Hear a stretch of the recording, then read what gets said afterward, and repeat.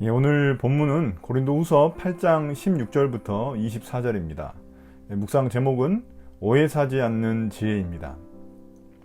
바울은 앞서 말한 이 헌금 이동을 이제 담당할 세 사람을 추천하기 시작합니다. 그 이유는 이 안전상의 이유가 있고 또 신뢰상의 이유가 있기 때문입니다. 먼저 당시 큰 규모의 헌금을 걷어서 오는 길은 매우 위험했기 때문입니다. 그 당시에 이 도둑과 강도가 어디서 튀어나올지 모르는 그런 상황이었기 때문입니다.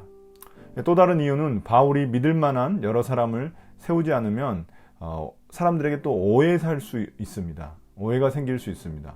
바울이 그 돈을 어떻게 처리하는지 의심을 살 수가 있었습니다. 그래서 한치의 오해가 없도록 하기 위해서 이 세 사람을 함께 그 사역을 시키는 것입니다.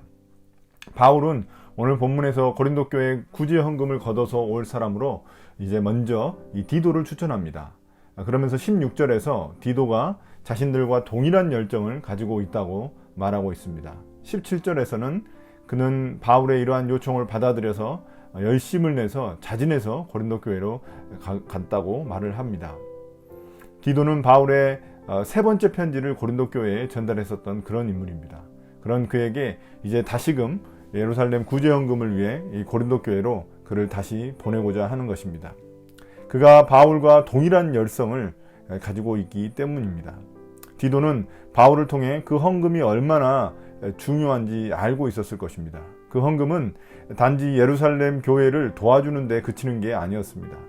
이방인 교회가 유대인 교회를 도와준다면 이는 그 두 교회의 연합을 의미하는 일이었습니다. 이는 특별한 의미가 있는 일이었기 때문에 바울뿐만이 아니라 디도도 같은 열심이 생겼을 것입니다. 그리고 18절에서 이제 또 다른 한 명을 추천합니다. 그가 신뢰할 만한 인물임을 바울은 자세히 설명합니다. 18절 하반절에 그는 복음 전하는 일로 모든 교회에서 칭찬이 자자한 인물이라고 말합니다. 19절에 그는 여러 교회가 추천한 인물임을 밝히고 있습니다. 이 말은 모두 그가 여러 교회를 통해 검증된 인물임을 말하고자 하는 것입니다. 바울은 사사로이 자신이 선택한 사람을 동행자로 뽑는 게 아니라는 것을 말하고 있습니다. 그래서 바울은 19절 하반절에 다시 한 번 더 이 일이 주님의 영광을 드러내고 좋은 뜻을 이루려고 하는 것임을 덧붙이고 있습니다. 이제 20절, 21절에서 바울은 이렇게 사람을 추천한 이유를 말합니다. 그 이유는 아무도 자신들의 이런 사역을 비난하지 않고 오해하지 않게 하기 위해 조심하는 것이라고 말을 하고 있습니다. 하나님 앞에서뿐만이 아니라 사람들에게도 투명하게 또 오해 사지 않도록 일 처리를 하기 위함임을 밝히고 있는 것입니다. 22절에서는 또다시 세 번째 사람을 추천합니다. 그도 신뢰할 만한 인물임을 여러 이유를 들어 밝히고 있습니다. 그는 모든 하나님 일에 그들과 동일한 열성이 있다는 것을 바울의 동료들이 여러 번 확인했다고 이야기하고 있습니다. 그는 고린도 교회 성도들을 신뢰하여 그 일을 담당하고자 하는 마음이 더욱 커진 상태라고 이야기를 합니다.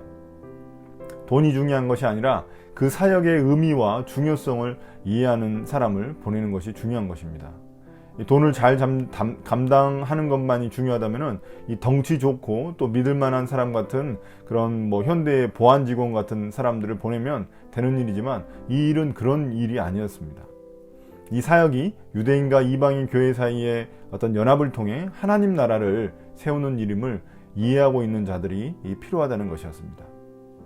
마지막으로 23절, 24절은 다시 한 번 더 이 구제연금을 담당할 자들을 추천하고 그들에게 협조해 줄 것을 당부합니다. 23절에 디도를 자신의 동료이자 고린도 교회 성도들의 동역자라고 소개하고 있습니다. 디도에 대해 바울이 확실한 보증을 서겠다는 그런 의미입니다. 반면 함께 갈 두 형제들은 여러 교회의 심부름꾼이라고 말합니다. 다른 번역본을 보면 사자들 또는 사도들이라고 말하고 있습니다. 이 다른 교회들이 보증을 서는 그런 확실한 사람임을 밝히고 있는 것입니다. 그들은 아마도 여러 교회들의 어떤 소식들을 고린도 교회 성도들에게 전하면서 그들을 더욱더 격려할 수 있었을 것입니다. 또한 그들을 그리스도의 영광이라고 이야기하고 있습니다. 이 사역이 얼마나 중요한 사역인지를 다시 한 번 더 밝혀주는 표현입니다. 마지막으로 24절에서 바울은 고린도 교회의 사랑과 그 자랑에 대해서 자기가 했었던 그 말이 진실임을 그들에게도 보여달라고 이야기를 하고 있습니다. 그런 부탁을 하고 있습니다. 어찌 보면 오늘 본문은 교회에서 헌금을 담당할 사람들을 선택하는 기준에 대해서도 우리에게 제시하고 있습니다. 반드시 3명 이상이어야 하고 또 그들은 교회와 성도들에게 신뢰받는 그런 인물이어야 한다는 것입니다.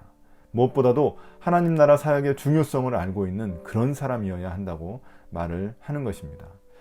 우리 교회가 그런 사람을 헌금 담당자로 세우는 것이 중요하다는 것입니다. 그렇지만 단지 헌금 담당자만 이런 기준이 중요한 것이 아니죠. 하나님 나라 사역을 위해서는 이런 모든 기준들이 다 중요한 줄 믿습니다. 우리가 하나님 나라 일을 할 때도 마찬가지라고 생각이 듭니다. 하나님에게만 우리의 양심이 깨끗하면 되는 게 아닙니다. 바울은 사람들에게도 오해가 되지 않도록 하기 위해 매우 조심하고 세심하게 일을 감당하고 있다는 사실을 잊지 말아야 합니다. 우리가 사람들에게도 신뢰를 줄 수 있는 그런 지혜가 필요하다는 말입니다. 간혹 어떤 사람들은 하나님에게만 자기는 집중하겠다고 말하면서 이 사람들을 신경 쓰지 않는 그런 사람들을 보게 됩니다. 그런 일꾼들을 교회에서도 보게 됩니다. 이런 사람은 결국 자기 열심이 너무 지나쳐서 일을 망치게 되는 그런 모습을 보게 됩니다. 항상 하나님의 뜻을 먼저 우리가 생각해야 하지만 이 사람들과 협력하여 일하는 것임을 우리가 반드시 잊지 말아야 되겠습니다. 오늘 바울의 이런 지혜를 우리가 배웠으면 좋겠습니다. 내가 하는 일이 하나님뿐만이 아니라 사람들에게도 오해가 되지 않도록 세심하게 생길 수 있는 그런 우리가 되기를 예수님의 이름으로 축복합니다. 오늘 묵상을 마치겠습니다. 감사합니다.